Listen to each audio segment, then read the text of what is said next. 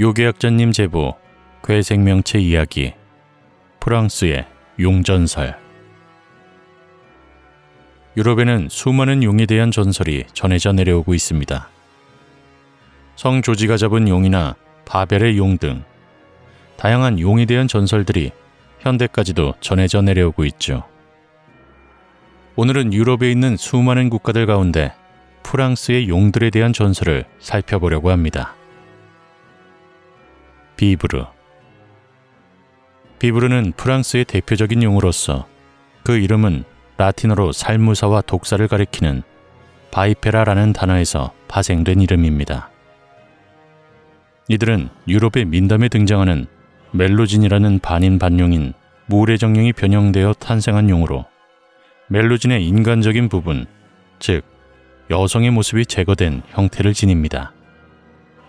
외형은 이야기마다 확연하게 달라지지만 항상 불이나 물과 관련이 있는 뱀으로 묘사됩니다. 가장 많이 나타나는 형태는 불로 뒤덮인 날개가 달린 뱀의 형태를 취하고 있는 경우인데, 이 경우엔 이마에 눈 대신 거대한 다이아몬드나 루비 하나가 박혀 있습니다. 이것을 비브르의 눈이라고 합니다.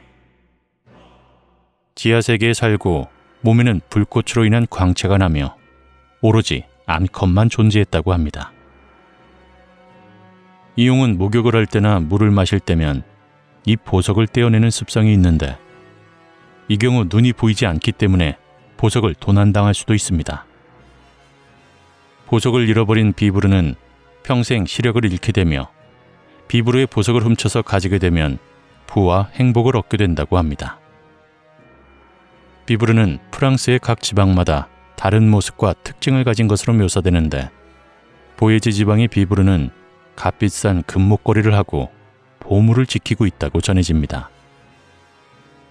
라본무에서는 4m 정도의 몸 길이에 온몸이 보석과 진주로 뒤덮여 있으며 땅에 내려올 때면 보석들을 남겨두는 경우가 있다고 합니다. 리싱의 비브르는 빛나는 붉은 독사로 하늘을 날며 기이한 소리를 낸다고 하고, 제무의 비브르는 오후 2시에서 3시 사이 나타나며 코브라와 같은 외형을 지닙니다. 아예 동물의 모습을 하지 않을 수도 있습니다. 셰브노즈에서는 하늘을 가로지르는 불덩이, 생진 드알프에서는 눈이 하나 달린 불타는 혀, 그리고 레비옷에서는 전쟁과 갈등을 예언하는 별로 등장합니다. 이 밖에도 붉게 달아오른 쇠막대, 깃털 달린 금목걸이로 표현되기도 하죠. 비브르를 죽이는 가장 효과적인 방법은 가시도 친 통을 만들어 그곳에 숨는 것입니다. 콩데 지방의 한 남자가 비브르의 다이아몬드를 훔치는 데 성공하여 못이 박힌 욕조에 숨었는데, 분노에 찬 비브르는 앞이 보이지 않는 상태에서 도둑을 잡으려고 하다가 못에 찔려 죽고 말았다고 합니다. 그러나 다른 버전의 이야기에선 못에 찔리든 말든 아랑곳하지 않고 통을 조여서 도둑을 죽이거나 숨이 막힌 도둑에게 보석을 돌려받거나 하는 이야기도 있다고 합니다. 후대로 오면서 비브르는 다시 자신의 원본이 되는 멜로진이 지니고 있던 인간적인 모습들을 돌려받게 됩니다. 근현대에 들어와서는 비브르의 여성성을 특히 부각하며 매혹적인 여성으로 그려내기도 하죠. 마르셀 에메는 비브르를 숲에 사는 야생소녀로, 디부아는 목욕을 할 때 용의 가죽을 벗고 아름다운 모습으로 변하는 요정으로 묘사했습니다. 또한 비브르는 이후 영국으로 전래되어 현대 매체에 자주 등장하는 용인 와이번의 기원이 됩니다. 타라스크. 타라스크는 프랑스의 네를릭 지방에 살았다고 전해지는 용입니다. 굉장히 특이한 모습의 용이죠. 사자의 머리에 거북이의 등껍질을 가지고 있고 6개의 튼튼한 다리와 굵은 용의 꼬리를 지녔으며 그 끝에는 전갈의 독침이 있습니다. 타라스크의 어머니는 성서의 괴수인 레비아탄이며 아버지는 유럽 요괴 중 하나인 보나수스 혹은 보나콘이라고 전해집니다. 타라스크는 어머니와 아버지의 능력을 물려받아 도끼로 숲을 오염시키고 마을을 습격해 사람과 가축을 잡아먹었으며 충격을 받으면 폭발하는 인화성의 대변을 마구 뿌려대서 사람들을 고통받게 했다고 합니다. 그리고 이를 보다 못한 한 명의 성녀가 타라스크를 퇴치하기 위해 움직입니다.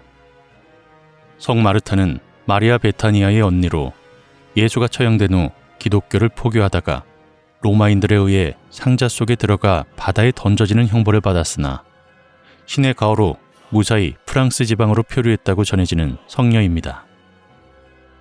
마르타는 성수를 타라스크에게 뿌리고 기도를 하며 타라스크를 교화했고 결국 자신의 죄를 깨달은 타라스크는 교화되어 마르타에 의해 마을로 끌려오게 됩니다. 하지만 지금까지 끼친 피해가 너무 커서 마을 사람들의 증오를 살 만큼 다 산 상태라 결국 분노한 마을 사람들에게 죽임을 당했다고 전해집니다. 이후 그 마을은 이름을 타라스콩으로 바꾸고 성 마르타를 기리는 축제를 열게 되었습니다. 지금도 프랑스의 타라스콩 마을에서는 성 마르타와 타라스크와 관련된 축제가 열린다고 합니다. 펠루다.